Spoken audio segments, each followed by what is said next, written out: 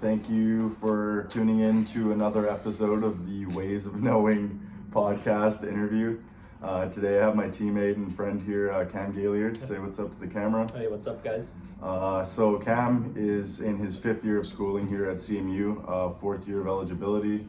I've gotten the luxury to call him one of my teammates this year. We share the floor together, and I think the relationship between us is next to none because just being two experienced volleyball players who share the court and have one common goal is, you don't really get that a lot, and I know that that's like the most meaningful piece of our life. Yeah, you know, totally. the schooling right now is obviously just as up there, but we have a goal at the end of the year to win not only a provincial title but a national title. So I'll let Cam introduce himself a little bit, speak about just how he's kind of come to adapt here at CMU from moving from that high school setting and club setting towards a university like this. Yeah.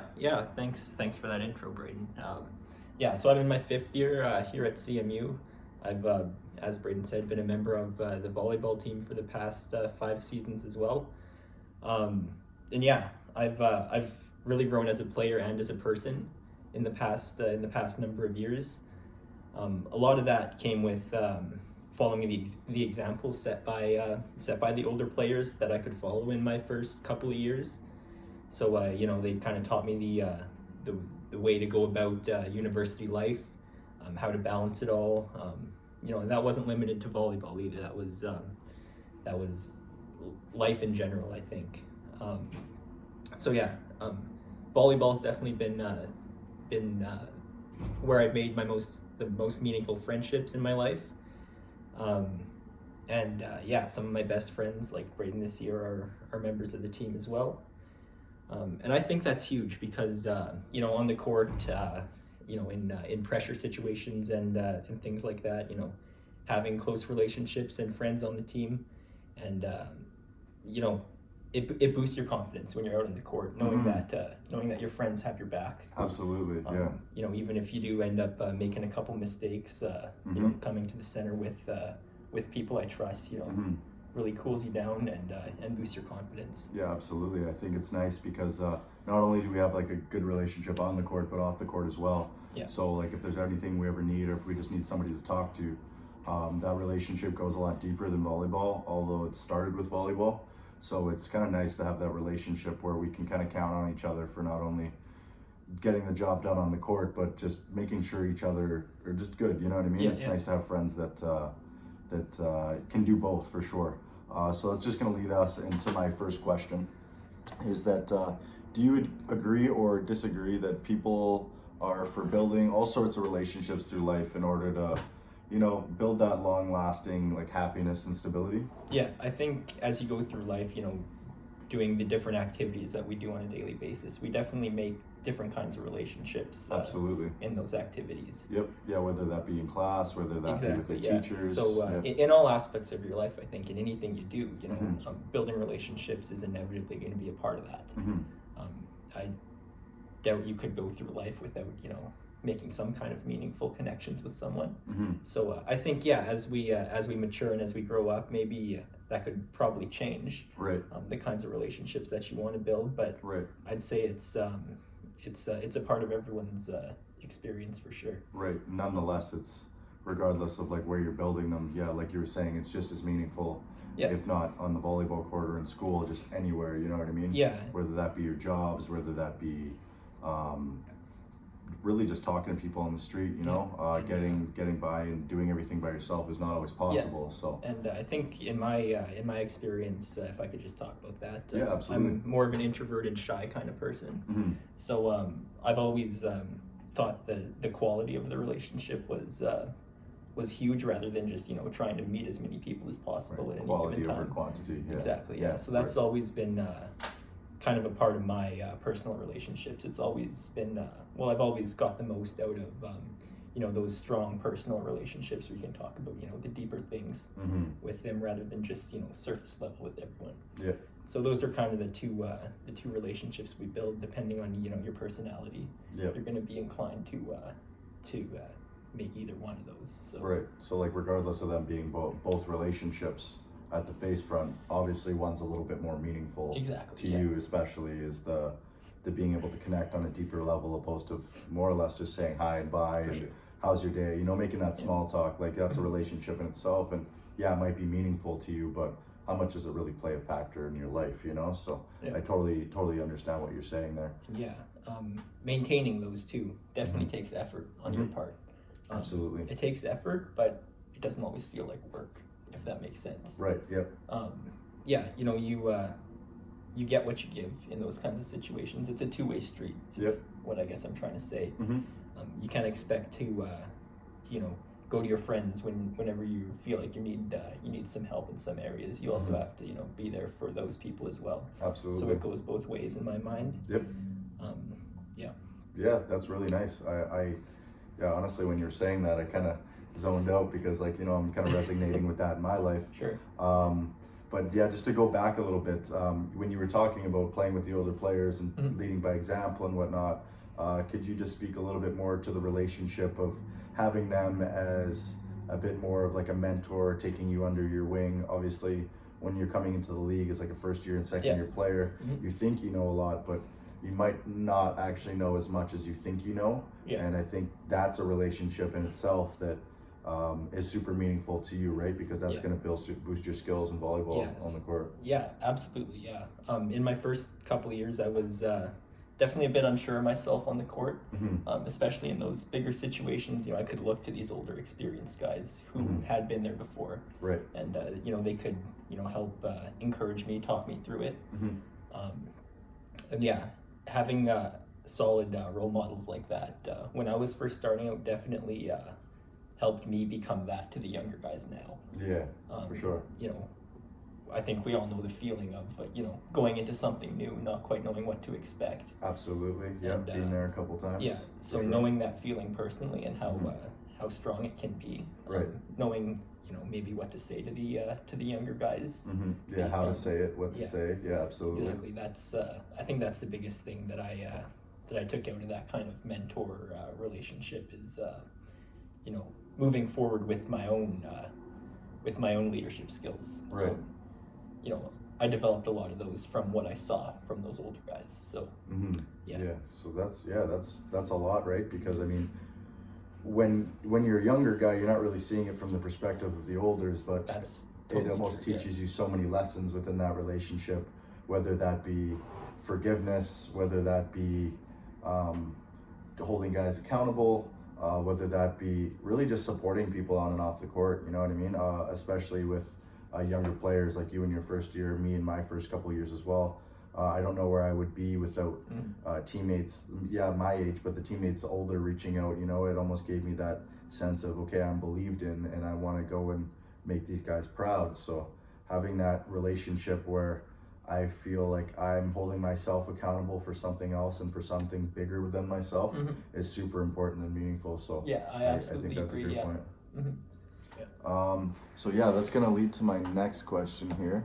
So yeah, just on a basic level, how have relationships affected you through your childhood development? So like Yeah. growing up with your family and whatnot. Yeah. How was that like building towards your volleyball career, your academic schooling and whatnot? Yeah. So yeah, growing up, my childhood, my parents, I had the privilege of having them there for me, ask questions about my life, Mhm. and I could take things to them that Mhm. I was anxious about or I Right. wasn't sure about. Something you may not be comfortable feeling Yeah, exactly. sharing with And, other people. Yeah. As I grew up, I found that having those close family relationships, taking those anxieties to them and Yeah. talking them through, it gives those things that cause you anxiety less power over you Mm-hmm. when you can talk it out with someone you trust. Absolutely. So that's something I really had the privilege of in my childhood, and I'm very thankful for that. Mm-hmm. It really taught me those life skills, I think. Right. How your parents would handle that situation, I guess. Yeah. And yeah, I mean, having those solid relationships in childhood, learning those kinds of skills, definitely translates to volleyball, academics, every aspect of your life, pretty much. Yep. Yeah, it's how you're raised, right? Like I know it's kind of a simple saying, but you are kind of how you were raised. And I think it's nice that you're speaking towards like your parents and bringing stuff to them, because I know that like bringing stuff to like an older guy in the volleyball court is one thing, but going to your parents is a whole other thing. It's a lot more personal. Absolutely. Of things that you're going to them with. Right. So yeah, that's Yeah, no, that's really good. I think, like personally, I know that I'm able to go to my parents about just about anything. I know sometimes it's always hard, like whether I be embarrassed, whether I'm not overly proud of the situation, or something I just feel like it's tough to talk about. I feel like I can always go to my parents. Yeah. I have like a good trusted group of friends, you included. I know we've had a couple talks about just the things that are going on in our lives, and just like keeping that just like you were saying, like that quality friend group, and the friends that you carry in your life, opposed to just a big mix of people, right? Yeah. Because I don't know, if you're speaking to somebody about something you truly care about, but they don't really care about you, you kind of feel it in the conversation. You know what I mean? And it's not as fulfilling to you. Yeah. So yeah, I don't know. I think. Yeah, I just had another comment going back to the family relationships. Now that we're both in our 20s, we're starting to move away from home. I've always found it important to really put an effort to maintain those family relationships. When there's distance between you and your family, can sometimes feel you feel that distance. I guess you feel emotionally distant. So just still taking the time to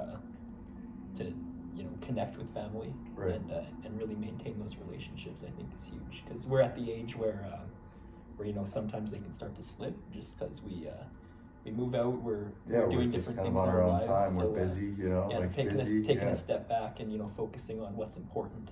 I think is huge in maintaining those relationships. Absolutely, yeah. I know like you're from Selkirk and whatnot, and I assume most of your family still lives in Selkirk. Yeah, just outside. So I'll just ask you a simple question. What do you miss more? Is it Selkirk itself as a city, or is it the people that live in Selkirk? Totally the people. Right. Yeah. So that like comes to my point of like, it really doesn't matter where you are. Like personally, like I said in an earlier episode,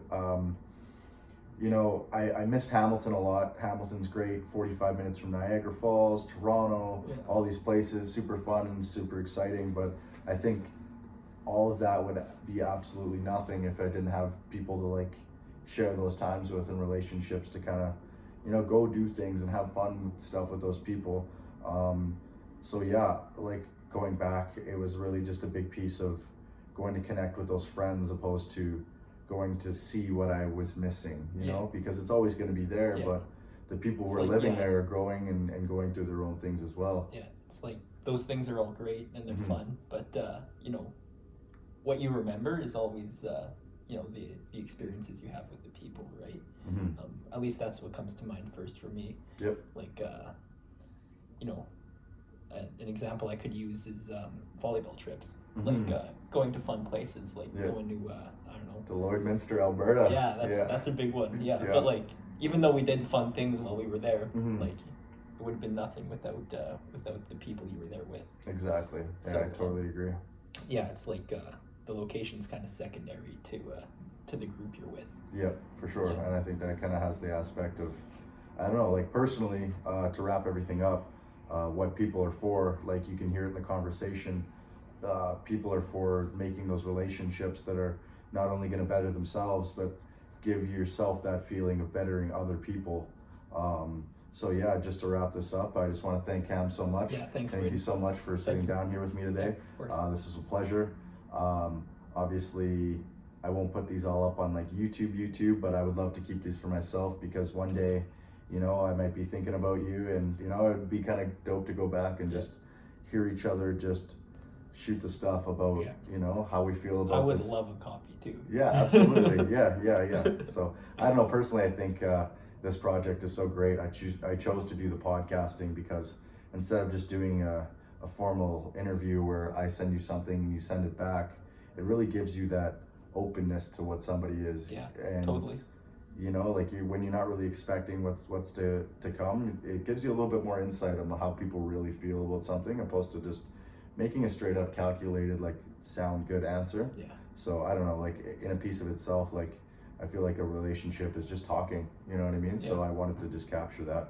But anyways, I'm just kind of rambling now. I appreciate you guys for tuning in. If you guys want to go and click another episode, then feel free, leave a comment. Yeah, I'm not really sure how this is going to play out, but